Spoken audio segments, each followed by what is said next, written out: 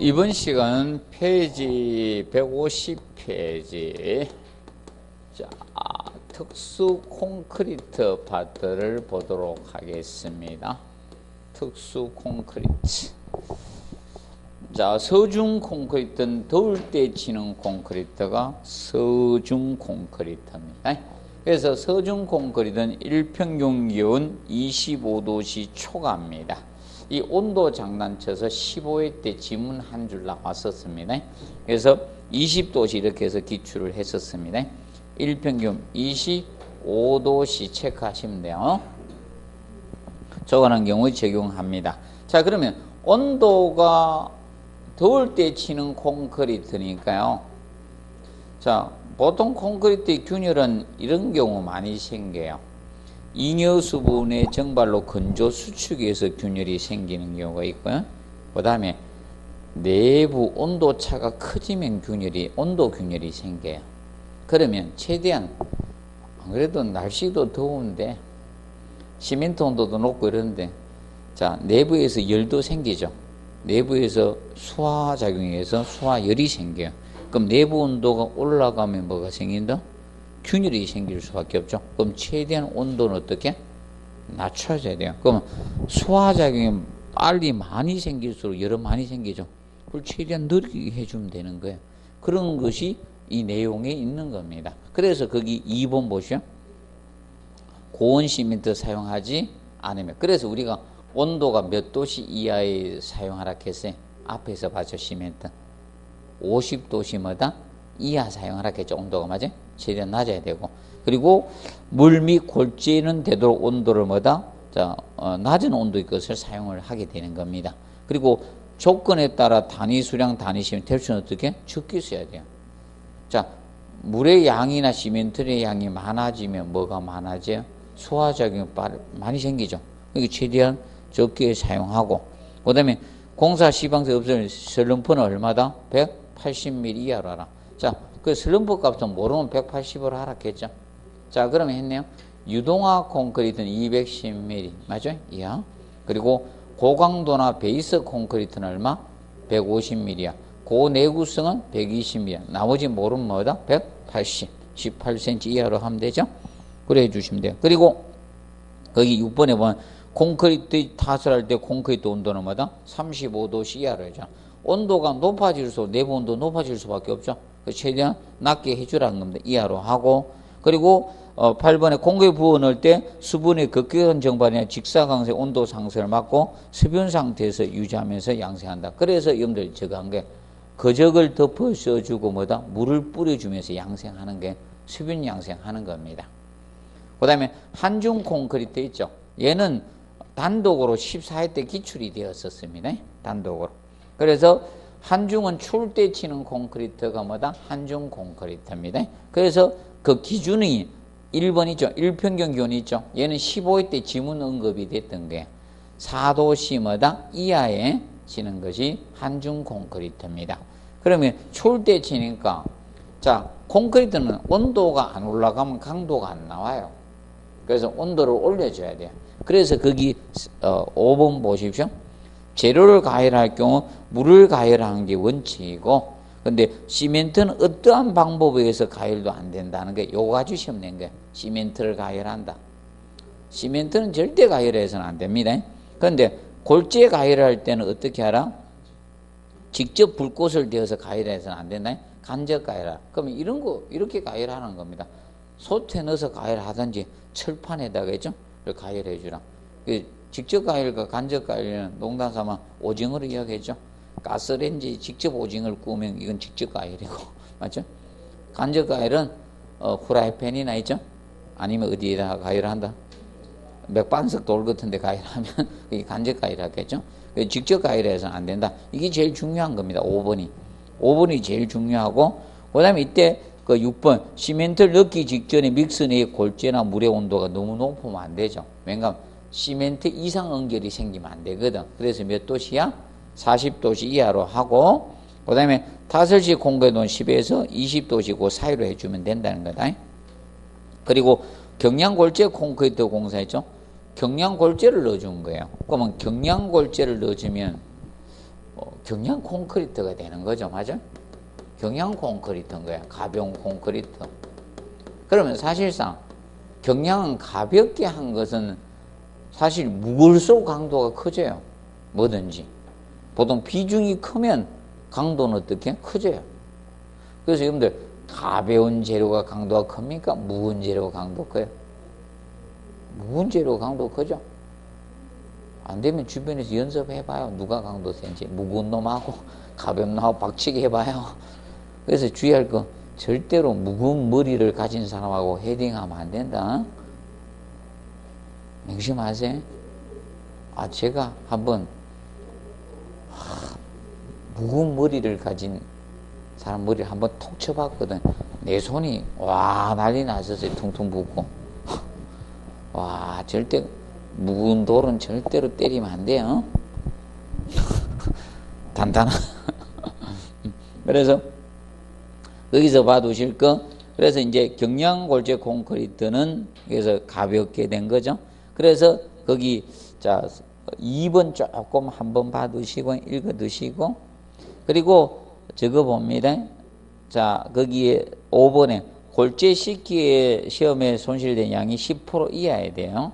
그거 한번 읽어두시고, 그 다음에 이제 제일 중요한 건 7번이에요. 경량골재는 일반 골재에 비해서 물을 흡수하기 쉽습니다. 그렇기 때문에 건조 상태로 사용하면 안 됩니다. 그래서 거기 했죠. 충분히 물을 흡수시킨 상태에서 사용한다. 체크하세요.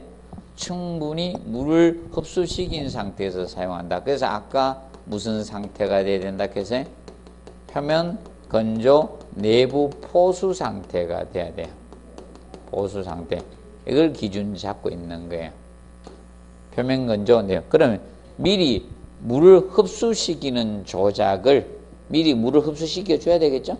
그걸 프리웨팅이라고 해요. 프리웨팅이라고 합니다. 경량골재에 미리 물을 흡수시키는 조작을, 물 축임을 해주는 조작을 뭐다? 프리웨팅이라고 해요. 프리웨팅을 하라는 거예요. 프리웨팅은 사전에 미리 물을 흡수시키는 조작을, 물을 흡수시키는 것을 무엇이라고 한다? 프리웨팅이라고 해요. 영어로. 사전 물축임을 사전 물축임을 뭐라고 한다? 프리웨팅이라고 칭합니다.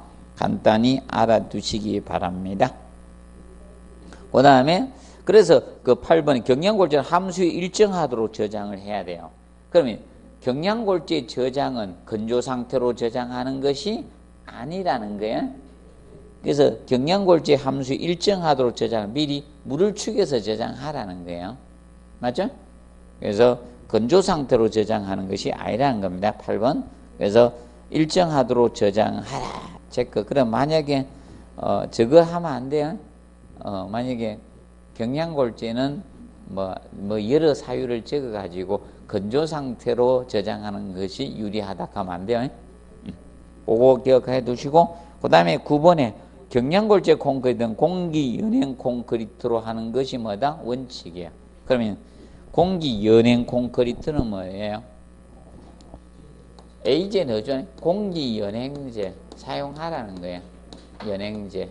이게 A제잖아. A제. 공기 연행제 사용해야 된다는 거예요. 경량골재는 거칠어요. 구멍이 뻥뻥 나가지고. 경량골재는 석탄을 떼고 나면 남는 찌꺼기 있죠. 구멍 뻥뻥 난 돌. 그걸 경량골재로 사용합니다. 그렇기 때문에 거칠어요. 일반 골재에 비해서. 그래서 공기 연행을 하라는 겁니다. 그래서 기억하시고, 그 다음에 수밀성 기준일 때 물 결합제 비가 50% 이하네. 그러면 우리가 고강도 콘크리트 수밀성이란 조건이 주어진 몇 퍼센트? 50% 이하로 가면 돼요. 50% 이하. 그리고 그거 기억하시고, 그 다음에 넘겨서 거기 봅니다. 12번에 경량골재 콘크리트 공기량 일반 골재 사용 콘크리트보다 1% 크게 해야 돼요. 1% 크게 한다. 페이지 152페이지. 12번 있죠? 공기량 1% 크게 증가하게. 경량골재는 거칠다 했죠. 시공 연도가 나빠요. 떨어질 수밖에 없어요. 그래서 공기량을 1% 크게 해준다는 게 1% 증가하라. 그 점 알아두시고, 그 다음에 고강도 콘크리트는 강도가 높인 콘크리트가 뭐다? 고강도 콘크리트잖아요. 그래서 고강도는 강도를 높여줬습니다. 근데 고강도는 강도가 커지면요, 뭐는 떨어진다? 연성은 떨어져요. 부드러운 성질은. 강도가 커지면 연성은 떨어지는 게 기본입니다. 그래서 고강도가 되려면 여러분입니다. 단위 면적당 밀실할수록 강도는 커져요. 밀실하지 않으면 강도는 떨어질 수밖에 없는 거예요. 그러니까 밀실하게 만들기 위해서는 물을 많이 써야 된다, 적게 써야 된다? 적게 써요. 그래서 4번에 물결합제비는 50% 이하가 돼야 되는 거예요. 물결합제비 몇 프로 이하로 한다? 50% 이하로 하고, 그 다음에 5번에 기상변화가 심하거나 동기용이 필요한 경우를 제외하고는 공기연행제를 사용하지 않는 게 원칙이에요. 얘는 공기연행제를 사용하지 않는 게 원칙이고, 근데 경량골재는 사용하라 했죠? 맞죠? 경량골재는 사용하는 게 원칙이고, 근데 자, 사실 이겁니다. 기포가 있으면요, 공기가 내부에 포함되어 있으면 강도는 어떻게? 떨어질 수밖에 없는 게. 그러면 고강도 강도를 높여야 되는데 공기가 들어가면 안 되잖아요. 맞죠? 그래서 고강도 콘크리트 연행제를 사용하지 않는 것이 원칙이고요. 경량골재는 강도를 목적으로 안 하니까 어떻게? 공기량을 쓰는 게 원칙이죠. 연행을 해야 되겠고요. 그거하고 혼돈하지 않도록 해두시면 됩니다. 그리고 6번 단위 시멘트량은 소요 워커빌리티가 시공연도죠. 강도를 얻을 수 있는 범위 내에서는 가능한 어떻게? 적게 해요. 항상 보십시오. 어디에서는요, 범위 내에서는 최대한 적게, 작게, 적게 사용해야 돼요. 많이 사용하라는 거 절대 안 나옵니다. 범위 내에서는 적게 해 주셔야 된다는 점 알아두시고, 작년에 이런 질문을 딱 써가 냈어요. 단위 시멘트량이든 단위 수량이든 맞죠? 범위 내에서는 최대한 어떻게? 적게. 우리도 살 수 있는 범위 내에서는 최대한 많이 먹는 것보다는 어떻게? 적게 먹는 게 좋은데 그게 안 되죠. 자꾸 욕심이 생겨서 맞죠? 그래서 보통 이거죠. 단 거, 맨 거 자꾸 드시면 자꾸 들고 싶죠? 기분이 좋아지거든? 맞죠? 아니, 매운 거 이런 거 먹으면 기분 좋아지죠? 단 거, 짠 거, 맨 거 이런 거 막 자꾸 땡기죠? 먹기 싫어. 그러면 나중에 뭐 됩니까? 살찌는 원인도 되죠. 그리고 이제 거기 봅니다. 7번도 똑같아요. 이하로 하되 소요 워커빌티 얻을 수 있는 범위에서 최대 가능한 어떻게? 적게 이렇게 가는 거예요. 그 슬럼프도 150mm야. 부호는 높여도 나오고요. 그 폭열 방지 방안 해놨죠. 폭열은 그 밑에 해설해 놨습니다. 콘크리트는 일정 정도 습기를 함유하고 있어요. 습기를 함유하고 있는데 문제가 이 문제가 되죠. 콘크리트 사실상 이거 되잖아요. 콘크리트는 원래 흡수제입니다. 습기를 일정 정도 함유하고 있어요. 그런데 화재가 나면 이 습기가 수증기로 될 거 아닙니까? 수증기로 되면서 수증기가 밖으로 빠져나가야 되는데 고강도 콘크리트 밀실하게 탓을 하다 보니까 습기가 밖으로 못 빠져나가는 거예요. 그렇기 때문에 자, 콘크리트 인장 강도보다 수증기압이 커지면 한꺼번에 폭발하는 현상이 폭열이에요. 그래서 고강도 콘크리트 이 폭열 현상이 잘 생겨요. 그렇기 때문에 폭열 방지 방안은 설계 기준 강도가 얼마 이상일 때 폭열 방지 방안 하라? 50메가파스칼 이상일 때. 50메 이상이면 고강도에서는 폭열 방지 방안을 강구 대책을 하라는 겁니다. 그걸 간단히 알아두시고, 그 다음에 프리팩트 콘크리트 봅니다. 자, 프리팩트 콘크리트는 자, 미리 굵은 골재를 넣은 데다가 파이프를 통해서 특수 모르타를 주입해서 만든 콘크리트예요. 그럼 보통 콘크리트 타설이 어려울 때 치는 콘크리트가 무슨 콘크리트? 프리팩트 콘크리트예요. 그래서 그 2번 보세요. 보통 구조체 보수공사 수중 콘크리트 기초 파일이에요. 이럴 때 보통 콘크리트 타설이 어렵잖아요. 그래서 미리 뭘 채워놓고 굵은 골재에 자갈을 채워놓고 모르타를 주입하겠다는 게. 자, 그러면 자 예를 들어서 한번 봅시다. 이 기둥이 있었어요. 기둥을 보수해야 되는데 보통 위에서 부어 넣었잖아, 보통. 근데 위에 건물이 있는데 이 기둥 이걸 수선하는데 위에 넣을 데가 없잖아요. 맞죠? 넣을 데가 있어요, 없어요? 없죠? 그럼 그 부지 설치해가지고 일부 열어놓고 미리 철근 안에 철근 녹슨 철근 바꾸는 거예요. 다 새로 배건하고 그러면 안에 굵은 골재 넣고 다 닫는 거예요. 그럼 모르타르 주입 파이프 주입구만 내두고 다 지금 그럼 모르타르를 압력으로 주입하면 싹 섬에 들어갈 거 아닙니까? 그래서 만들고 그러면 수중에 물 속에다 콘크리트 타설이 어렵죠. 맞죠? 그럼 미리 안에 뭐만 채워놓고 골재만 채워놓고 파이프 딱 해가지고 압력으로 빡 주입하면 물이 밖으로 빠져나갈 거 아닙니까? 그래서 모르타르 주입하는 거예요. 이것이 바로 프리팩트 콘크리트입니다. 그래서 거기에 대해서 봐도 이제 그래서 혹시나 좀 봐야 될 게 4번이에요. 굵은 골재 최소 치수가 15mm예요. 굵은 골재가 뭐라 해서 자갈이죠. 그러면 자갈하고 모래의 구분이 5mm를 기준 잡는 게 5mm. 5mm보다 적으면 모래고 크면 뭐다? 자갈이거든, 원래. 5mm 기준 잡아서 자갈과 모래를 기준 잡는데, 자, 만약에 이거예요. 여기에 이 크고 작은 게 골고루 있으면 이제 문제가 생겨, 여기서는. 왜 그런가 하면, 작은 것이 압력으로 확 밀어 넣으면요. 큰 것에 공격이 다 밀려 들어갈 거 아니에요. 맞죠? 아닙니까?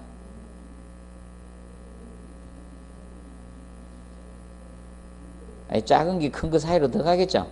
그래서 여는요, 일정 크기 이상을 사용하라는 거야. 그래서 15mm 이상이 돼버리면 공극 사이로 안 들어갈 거 아닙니까? 맞죠? 그래야지 그 사이에 모르타르가 채워져서 콘크리트가 되는 거죠. 한쪽으로 압력으로 모르니까 뭐 자갈만 다 가 있으면 문제가 생기잖아. 맞죠? 그래서 재료 분리가 생기지 않도록 하기 위해서 15mm 이상 쓰라는 거예요.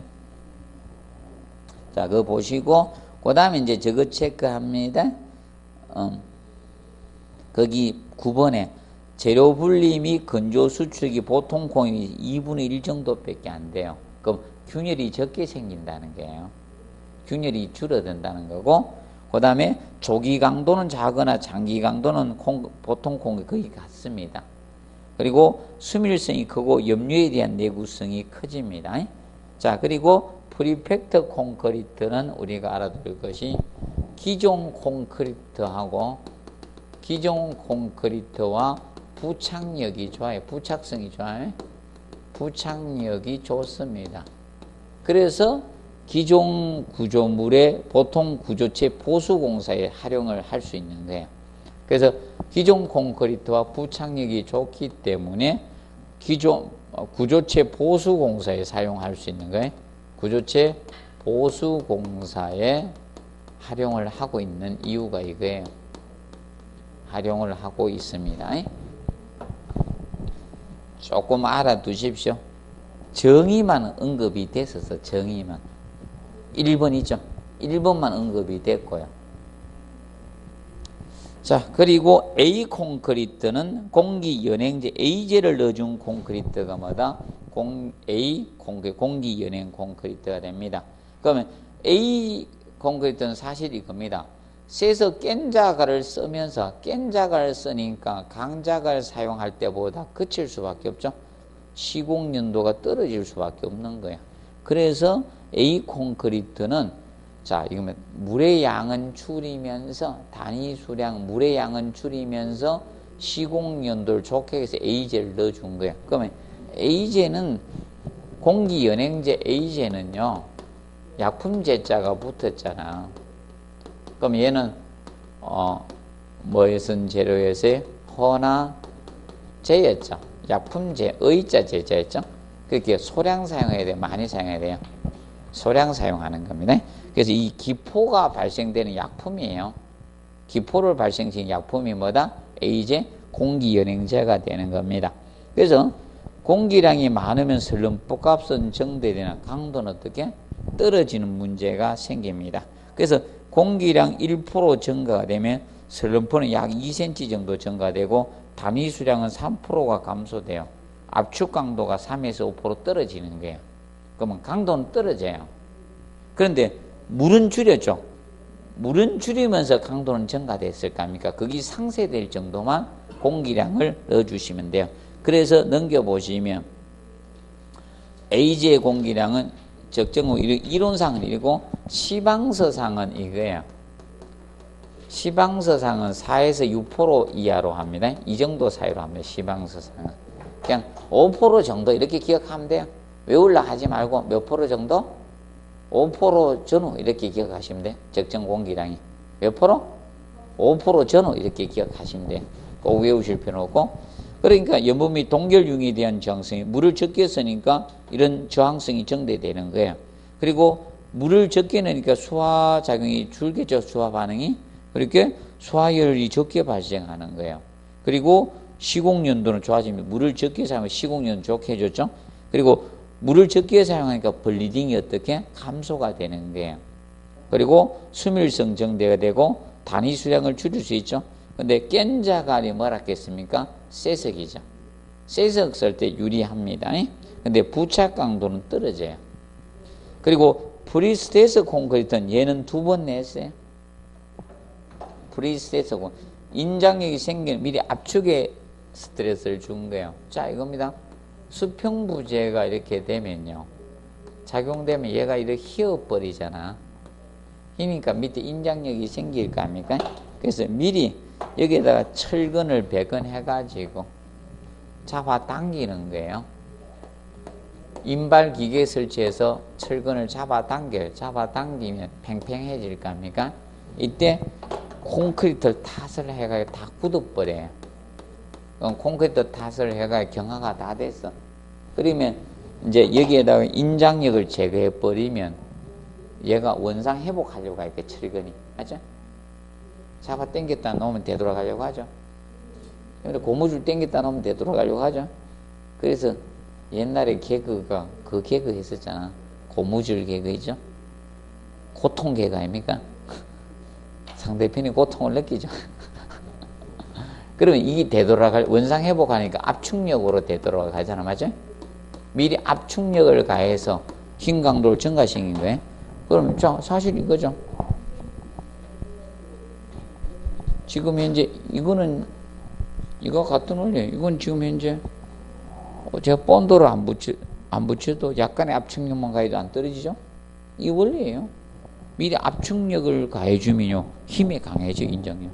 그래서 그거 가지고 냈고요. 그 다음에 특징에서 저 가지고 냈습니다.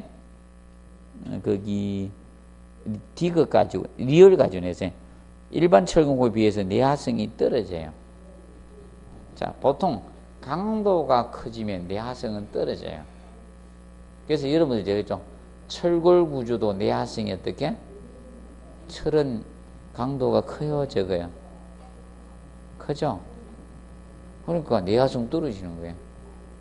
항상 기준이 그게요. 강도가 큰 것들은 내화성이 떨어져요. 그래서 이제 돌도요, 혹시나 저기 내과에 같은데 그래서 구멍하면 안 되는데 돌구이로 내가 고기를 구멍겠다. 무거운 돌 찾으면 다 갈라져요. 내가 실수했어요. 그때 어렸을 때 돌구이 한번 해보겠다. 고기가 생겨가지고 돌을 딱 팽팽한 돌 딱 갖다 놓고 무거운 돌을 얹어놨더만 불 밑에 불 때니까요 딱 갈라지대요. 엉겹길에 제가 손으로 그걸 또 잡아가 화상까지 입었잖아요. 또 죽는 줄 알았습니다. 그거 빨리 탁 떼가야 되다, 그지? 도가 높았으면 큰 문제가 될 뻔했었습니다. 빨리 탁 떼거든, 또. 엉겹길에. 그래서 고기 익더라고. 그래서 강도 갈라집니다. 그러면 강도가 크면 보통 내화성은 떨어진다고 보시면 돼요. 기본적으로. 그거 가지고 이제 출제했고요. 그 다음에 그 미염 체크하십시오. 철근 공에 비해서 단면이 작아 변형이 크고 진동할 수가 있습니다. 진동이 좀 크다는 거예요. 그 다음에 그 시옷의 공사가 복잡해서 정밀한 시공이 요구되고요. 그 다음에 이형 이걸 꼭 체크해 놓으세요. 고강도 재료를 사용함으로써 내구적인 구조물이 되는데 이 고강도, 자 철근하고 콘크리트가 다 고강도 사용해야 돼요. 두 재료 다 뭐다? 고강도 재료 사용해야 돼. 고강도 써야 돼요. 둘 다. 자, 철근을 또 고강도 쓰니까 콘크리트는 저강도를 쓴다 하면 안 돼요. 다 고강도 써야 됩니다. 명심하세요. 둘 다 고강도 재료 사용해야 된다. 자, 그리고 혹시나 해서 155페이지 표준 시방서 나오죠. 자, 이 표준 시방서에서 보시면 거기 니은에 보시면 프리셋 콘크리트의 그라우트는 뭐라 했어요? 채워주는 거라 했겠죠? 그러면 그래서 채워주는 게 있어요. 그라우트는 물 결합 제비는 45% 이하입니다. 더 적어야 된다. 왜? 물을 많이 쓰면 뭐다? 건조 수축형 균열이 생긴다 했겠죠? 최대한 적어야지 안 생기니까. 자, 그리고 그 다음에 그리고 니은에 보시면 자 프리세코 니은 디귿 공부하세요. 혼화제 나오죠. 혼화제가 약품이네, 맞죠? 의자제자죠. 약품은 블리딩 발생이 뭐다? 없는 것이야 돼. 블리딩 발생이 없는 것은 그래서 니은 디귿 체크하시고 그 다음에 리얼에 비빌 때 프리셋 콘크리트 그라우트 중에 염화물 이온 총량이 얼마? 0.32 빵3이 하면 돼. 기본적으로 봐두십시오. 그 다음에 고내구성 콘크리트, 내구성을 높여준 콘크리트가 뭐다? 고내구성 콘크리트가 되는 거예요. 그럼 고내구성이 되려고 하면요, 쉽게 이거요. 물은 많이 써야 되겠어요? 적게 써야 돼? 적게 써야 돼요. 그래서 그 고내구성은 보시면 해놨죠? 그래서 거기 사용시간 한도 해놨네. 1번은 사용시간 한도죠. 비벼놓고. 그래서 거기 보면 외기 온도가 25도씨 미만일 때는 얼마다? 90분이고 체크하세요. 90분. 25도씨 이상일 때는 얼마다? 60분이에요. 시간은 짧게 알아 이게. 자, 그러면 쉽게 이거잖아요. 시간이 지날수록 콘크리트가 뭐다? 이상 응결이 생길 수도 있죠. 맞죠? 빠르게 해라 이게. 그래서 여러분도 이거죠. 유통기간 이내에 먹는 걸 보통 기본 잡죠. 근데 사실 이거죠. 유통기한은 안전을 위해서 최대한 짧게 잡아놨죠. 맞죠? 유통기한 조금 지나도 먹을 수는 있죠.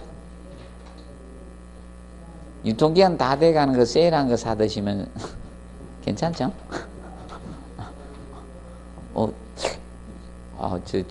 우리 제가 부산에 내갔는데 우리 저갓집에 일주일이 지난 유통기한이 우유가 있더라고. 내가 사놓고 갔는데 안 드시가지고 2주 전에 사놨는데 안 드셔가지고 유통기한 지난 걸래. 우유는 상해하면 어떻게 됩니까? 발효가 되면 불어나죠. 전혀 그런 게 없어가지고 내가 먹어봤거든요. 아무 이상이 없더라고요. 내가 장이 좋아서 그런가. 일주일 지난 거 먹었는데 멀쩡하더라고.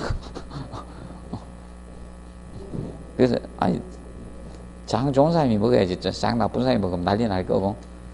몰라, 저는 먹어도 멀쩡한데 우리 딸내미네 먹으면 난리 나고 이런 경우 있더라고. 그래서 모르고 한번 먹었는데 야구르트 나는 멀쩡한데 우리 딸내미 막 배탈나고 난리 났더라고.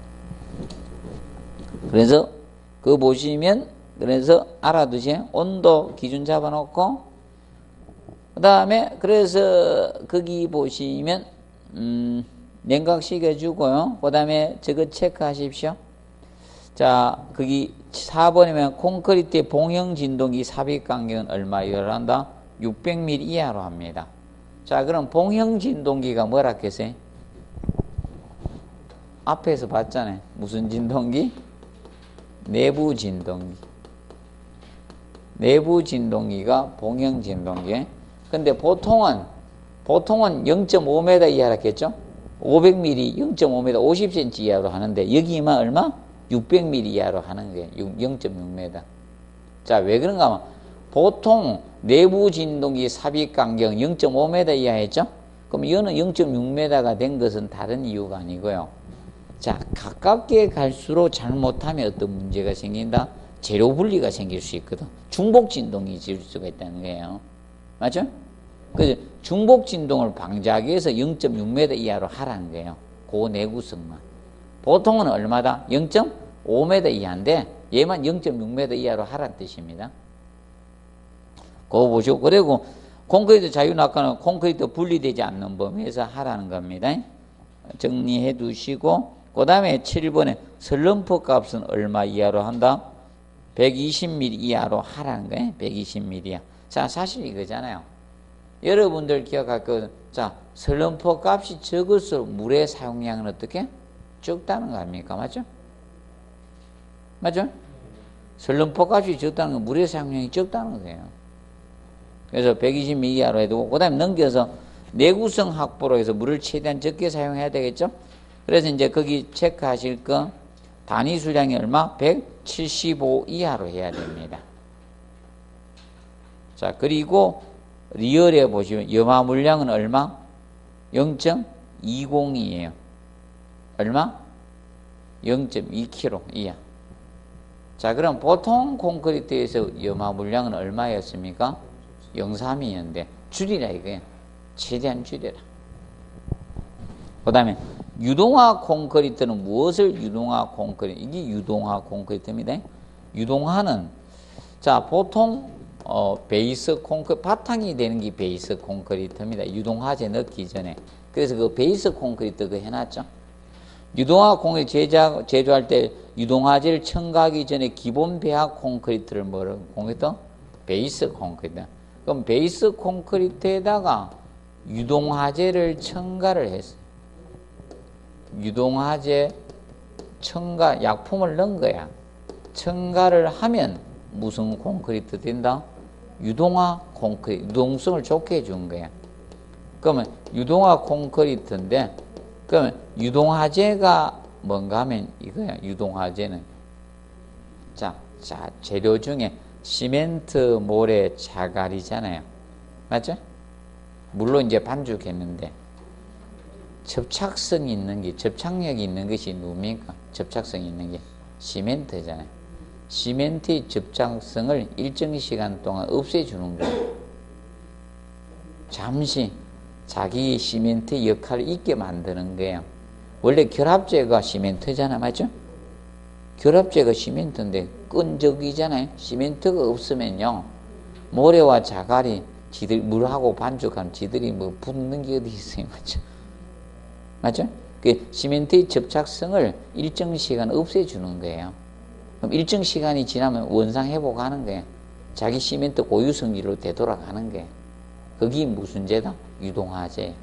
그 유동성을 좋게 해준 거예요.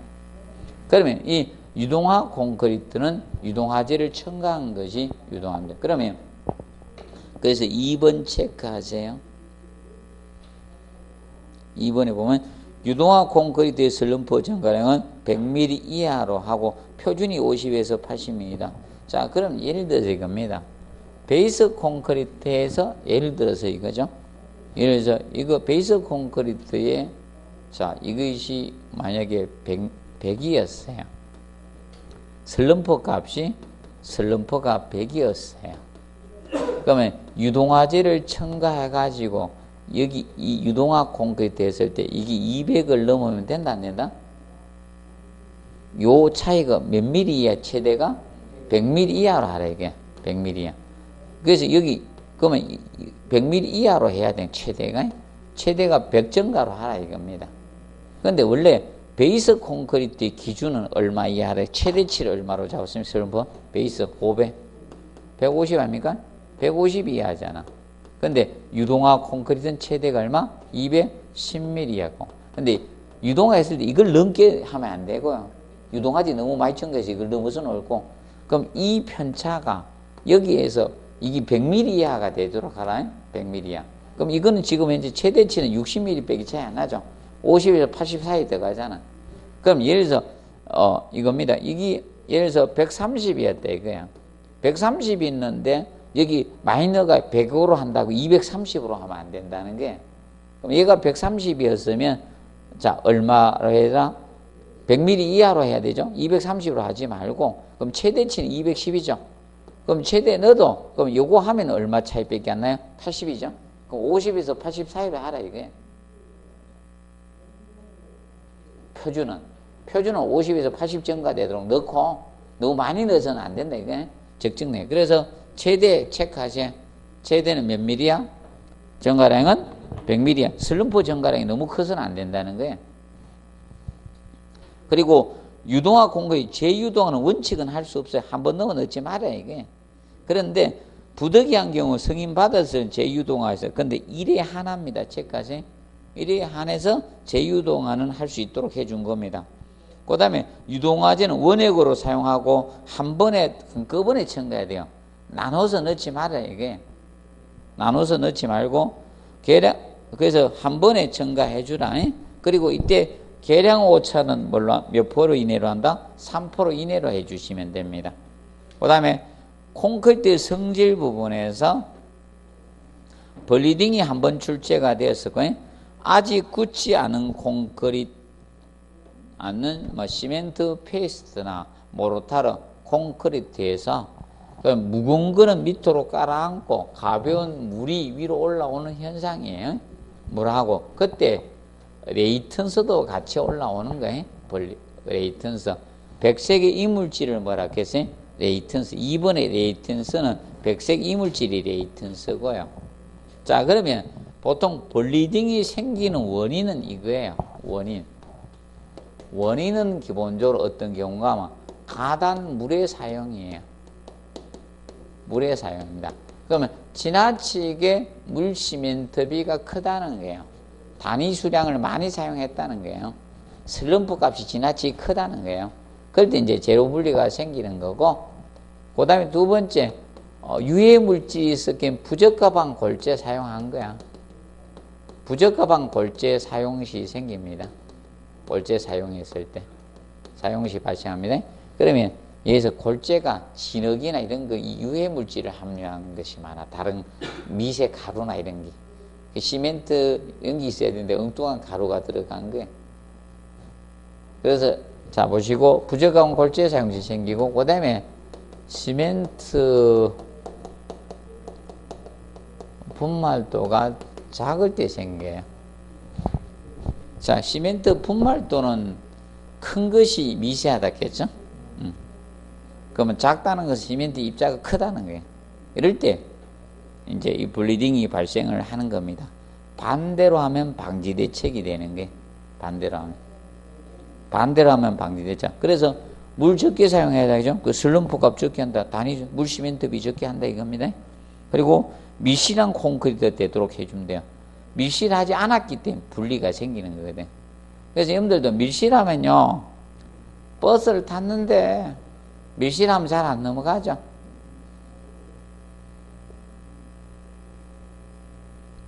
대전 지하철은 밀실하게 잘 안 타죠. 내가 꼼짝도 못할 정도로 밀실하게 타신 분들 없죠? 자, 내가 보니까 서울에 빼놓고요, 지하철이 별 필요가 그거 이제 뭐 세금으로 이제 메꿔야 되고 수익 절대 안 나는 구조입니다. 다른 데는 딱 보니까 수익 날락하면요, 출퇴근 시간에 하도 밀실해서 안 움직여 못 타야 돼. 그러면 수익 나요. 지하철은 기본. 보통 그런 거 된 것 같아. 서울에 수익 나는 데가 딱 아마 2기호선밖에 수익이 안 날 거야. 그거 타면 못 움직여. 어떨 때는 탔다가 튕겨 나와요. 그럼 밀실하니까 어떻게? 밀실하면 제로 분리가 생겨 안 생겨요? 안 생겨요. 졸아도 돼. 뭐 안 잡아도 안 넘어가요. 그리고 간혹 가다 안 내릴 때 내려야 돼요. 오, 밀으면 혹 같이 내립니다. 그래서 이제 이 블리딩, 그래서 이제 보통 미실한 콘크리트면 안 생긴다는 거예요. 그리고 골재 중 뭐다? 유해물이 적어야 된다. 부적합한 골재 사용, 유해물질 많을 때 생기는 거예요. 그리고 분말도가 뭐다? 높은 시멘트, 큰 시멘트 사용하면 되는 거예요.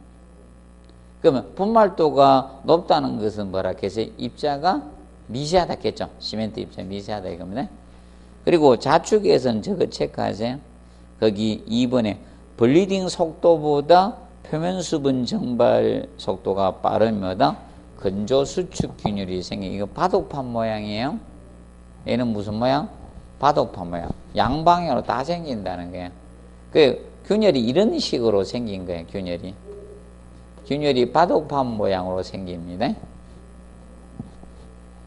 자, 왜 이렇게 생기는가 하면 저거 논바닥이나 호수바닥이 이렇게 건조됐을 때 생기는 거예요. 자, 그러면 우리가 논바닥이나 호수바닥 같은 것이 입자가 가장 미세한 점토 중에서도 입자가 흙 중에 제일 얇은 게 위에 있잖아요. 가벼운 게 맞죠? 그렇다 보니까 균열이 당가는 거예요. 그래서 논바닥 째진 거 보셨죠? 옛날에 중부의 호수바닥 뭐 있죠? 웅덩이 바닥 째졌을 때 한번 보여주잖아. 양 막 째지잖아, 정신없이. 왜? 재료 분리가 생겨서 입자가 가장 고온기 위에 가 있는 거예요. 그게 양방으로 다 째집니다. 그리고 크리퍼 현상은 콘크리트의 일정한 하중을 계속 가하면 하중의 증가 없이도 시간의 경과에 따라 변이 계속 정되는 현상을 크리퍼라고 했습니다. 얘는 일정한 하중을 가야 돼요. 자, 이건 아니라겠죠. 책꽂이가 처짐이 크리퍼거든. 책꽂이 책 한 권 꽂아, 노트 한 권 꽂았는데 처지는 거 없죠? 그런가? 우리 집에 책꽂이를 노트 한 권을 꽂아놨는데 막 이사 갈 때 처지고 그래요? 쓸데없는 전집을 꽉 끼워 놓으니까 처졌죠? 읽지도 않을 전집 왜 꽂아놨는지 몰라? 장식용이죠? 아니, 닦아보면요. 그 집에 독서를 하는가 안 하는가는 책 종류만 보면 되죠. 책 종류가 하나로 돼 있죠. 그건 장식용이에요. 집에 죽어도 책 안 읽는 사람들이죠. 맞죠? 딱 표시 나옵니다. 저는 이 사진 보고요. 저 집이 장식용이다. 대본 나오는데. 자, 그래서 이겁니다. 하중을 일정 정도 가하면 하중의 증거 없이도 책은 더 많이 꽂지 않더라도 책꽂이가 처집니다. 이게 크리퍼입니다. 그래서 크리퍼가 증가될 때 그거 가지고 16회 때 낸 거예요. 그래서 그 밑에 압축철근 체크하세요. 압축철근이 크리퍼를 방지하기 위해서는 제일 밑에 줄. 압축철근이 원래 인장철근이 뭘 분담한다 했어요? 인장력을 철근이 콘크리트 압축력 부담하도록 설계하죠. 근데 한국 사람들이 성격이 급해가지고요. 못 기다려요. 콘크리트 탓을 하고 28일 기다렸다가 어떻게 공사를 해요? 맞죠? 콘크리트 탓을 하고 며칠 지나 와서 뚝딱뚝딱 하요. 맞죠? 와, 성질이 얼마나 급한지요. 일주일마다 한 층씩 올려요. 최고 빨리 올릴 때는요. 두바이죠. 두바이가 공기 맞춘다고. 두바이 세계에서 가장 높은 빌딩 있죠. 미션 임파서블에 나왔던 그 빌딩 있잖아요. 그게 콘크리트로 지어졌거든요. 그거는요, 공기 맞출 사람들이 한국 사람밖에 없었어요. 그 공사 기간 내에 다 건축을 할 수 있는 민족이 없어요. 한국인밖에 없어요. 한층 뼈대 올라가는데 3일 걸렸어요. 3일 만에 한층씩 올라갈 민족이 어디 있어요? 맞죠? 외국은 오 이래 못하게. 자, 그래서 우리나라가 그 당첨됐어요. 삼성이 그거 지은 거예요. 자, 건조수축. 자, 그리고 넘기세요. 건조수축 있죠? 건조수축은 그래서 이야기 덜 하고 왔네요. 자, 성격이 빠르다 보니까 강도가 나온 상태에서 하중을 가하면 크리퍼는 없는데 강도가 나오지 않는 상태에서 하중을 가니까 크리퍼가 생긴 거예요. 그래서 옛날에 꼬부랑 할머니가 많았던 이유가 그거예요. 산후조리 기간을 거쳐서 회복되고 일을 해야 되는데 해놓고 바로 일한 거예요. 전부 다 자기가 미역국 끓여 먹고 막 이런 거야. 그래서 그 사람들이 다 꼬부랑 할머니가 됐던 거예요. 참 불쌍한 분들이에요. 주위에 해줄 사람이 없는 거예요. 그리고 그 처지였고요. 맞죠? 산후조리 기간을 거친 사람들은 그리 꼬부랑이 안 된 거예요. 그리고 옛날엔 하중을 너무 많이 가했잖아요. 기본이 10명 전후를 하잖아요. 맞아? 8남매, 10남매가 기본인데요. 몇 명씩 또 돌아갔어요. 맞죠? 애 다 살은 건 아니잖아요. 10명 전후를 놓은 거예요. 그러니까 하중을 자주 가니까 크리퍼가 생긴 거예요. 그래 보시면 됩니다. 그래서 대신에 뭡니까? 압축철근을 때려 넣어 주는 거예요. 무슨 철근? 압축철근을 보강을 해 준 거예요. 기억하시면 돼요. 그리고 158페이지 건조수축. 건조수축은 바로 무엇이다? 수화장에 필요한 양의 물이 예를 들어서 이겁니다. 20만 필요한데 콘크리트 공사시 넣을 때는 60을 넣었다는 거예요. 그럼 나머지 40이 정발될 거 아닙니까? 그래서 잉여 수분의 정발로 일어나는 것이 뭐다? 건조 수축이에요. 그래서 건조 수축은 항상 기억하세요. 잉여 수분 뭐다? 정발로 생기는 건조 수축이에요. 이게 선행이 안 되면요, 용어 정의를 모르면 뒤를 못 하는 거예요. 잉여 수분 정발로 생긴 건조. 자, 그래서 여러분들 이거죠. 입술이 왜 균열을 간다? 수분이 정발하면서 건조 수축에서 생기는 거예요. 균열 가는 거예요. 그래서 입술이 균열이 가는 분들은 거의 대부분이 이거예요. 난방을 하는 데 있었는데 입술에다 침을 바른 경우야. 그래서 수분 정발하면서 균열이 가는 거예요. 자, 그래서 물 시멘트비가 적을수록 건조 수축은 적게 나요. 그럼 물 시멘트비가 크면 어떻게? 건조 수축은 커지는 거예요. 항상 기억하세요. 잉여 수분이 뭘로 생기니까? 정발. 비례관계. 물하고는 비례관계 되게. 물 시멘트 비든, 맞죠? 슬럼프 값이든 비례관계 되게. 명심하세요. 물을 많이 넣었으니까 잉여 수분이 정발될 수밖에 없잖아요. 그래서 침을 발랐기 때문에 뭐가 생긴다? 건조 수축. 그래서 저거 먼저 봅니다. 그러면 습도가 높을수록 해놨죠? 습도가 높을 건조 수축은 적게 일어나요. 왜? 습도가 높으면요, 수분 정발이 잘 돼요, 안 돼요? 안 되죠. 그럼 반대네. 온도가 높으면 건조 수축은 어떻게? 많아지는 거죠. 맞죠? 반대로 가잖아. 자, 그래서 이거야. 난방할 때 건조 수축이 입술이 땡겨요? 난방 안 할 때 땡겨요? 난방할 때 많이 땡기잖아. 그리고 2번, 단위 시멘트량이 작을수록 건조 수준 적게 납니다. 그러니까 단위 시멘트량이 줄면 물도 준다 했죠. 맞죠? 물 시멘트 주는 거고, 단위 시멘트량 많아지면 물도 따라서 증가하는 거예요. 물 많이 써지는 거예요. 자, 그리고 4번, 양생을 잘하면 건조 수준 적게는. 그래서 여러분들 어떻게 양생을 해야 된다? 거적 덮으시고 물 뿌려주는 거예요. 경화될 때. 자, 그리고 일반적으로 모르타르는 콘크리트의 2배. 자, 그래서 이겁니다. 자, 이겁니다. 콘크리트하고 모르타르 있고 시멘트 페이스트가 있다.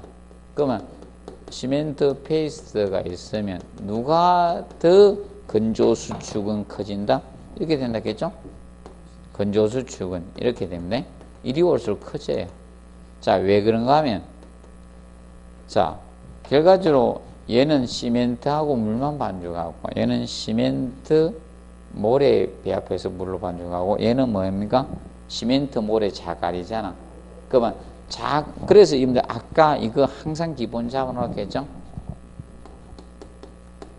아까 했던 입자 크기가 작은 있죠? 작은 재료의 사용량을 늘리면 입자가 작은 재료의 사용량을 늘리면 시공연도 좋아진다 해서 나빠진다. 좋아진다. 그런데 뭐도 따라서 간다 해서 건조 수축도 증가해요. 균열도 증가되는 거예요.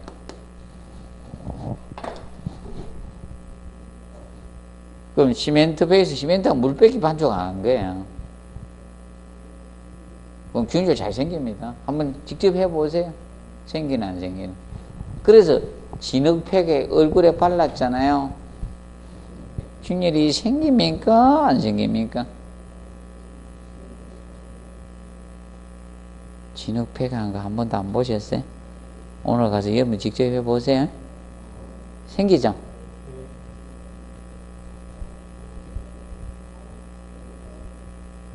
안다는 표정을 자꾸 빨리빨리 해야지 제가 빨리빨리 진행하는데 아는지 모르는지 표정이 없어요.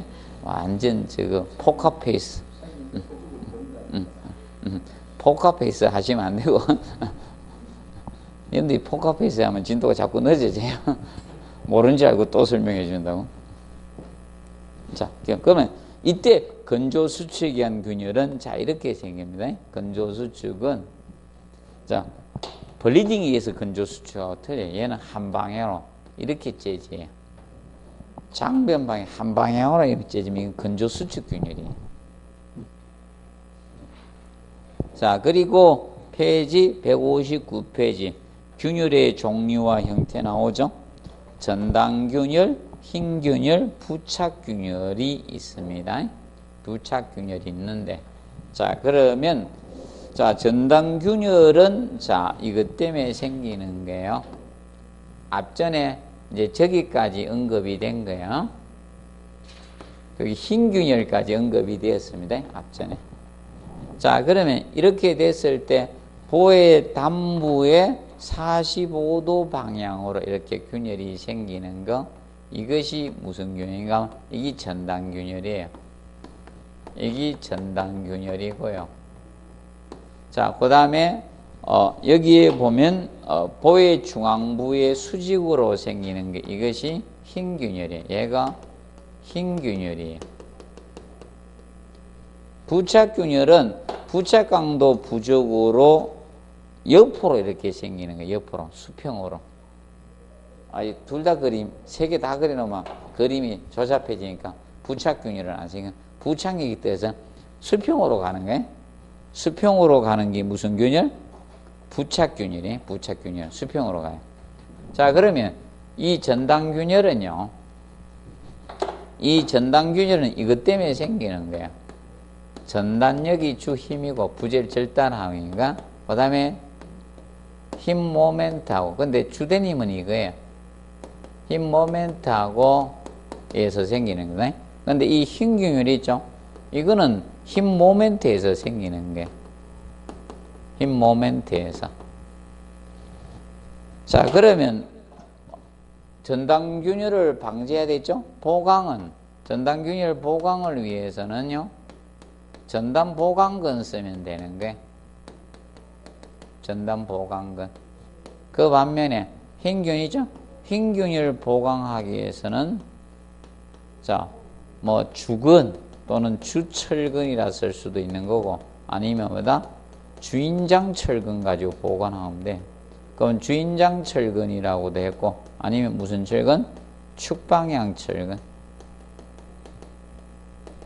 이걸로 보강하면 되는 거예요.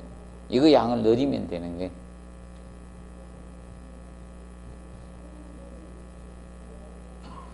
혹시나 해서 부착균열 조금 공부하세요. 이제 부착균열.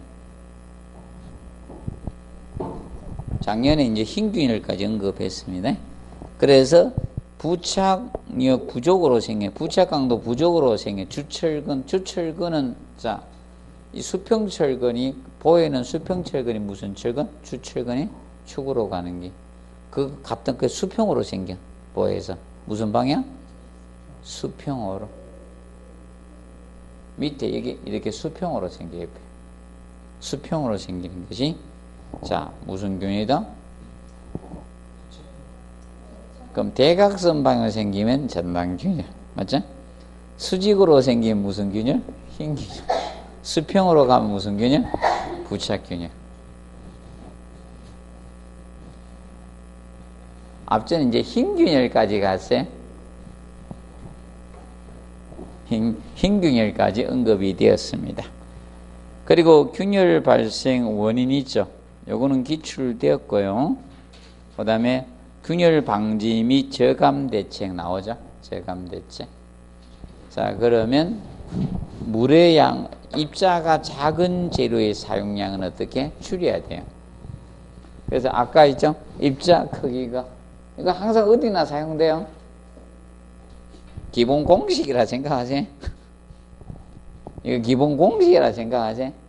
입자가 작은 크기, 작은 재료를 사면 시공률 좋아지면 건조수의 균열은 어떻게 증가해요? 그럼 반대로 해야 되죠? 줄여야 되는 거죠. 그래서 단위 수량은 물의 양은 최대한 어떻게? 줄여라. 설름포 값 줄여라, 이게. 물의 양은 줄여라, 이게. 물 시멘트 비는. 그래서 시멘트 사용량도 최대한 어떻게? 줄이는 게 좋습니다. 적게 하고, 설름포가 작게하고, 굵은 골재가 뭡니까?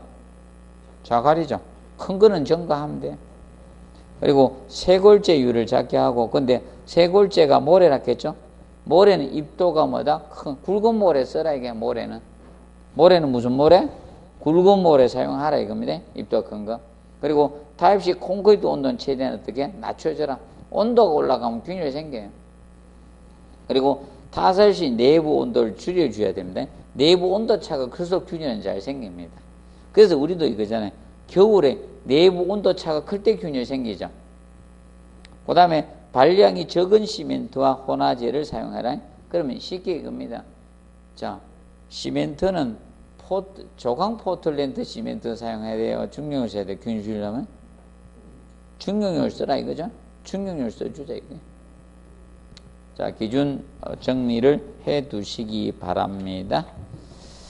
자, 그래서 이 철근 콘크리트 파트가 제일 좀 어렵습니다. 그래서 요거는 그 160페이지 철근 파트부터 있죠. 요거는 다음에 진행하도록 하겠습니다. 오늘은 여기서 마무리하도록 하겠습니다. 자, 수고했습니다.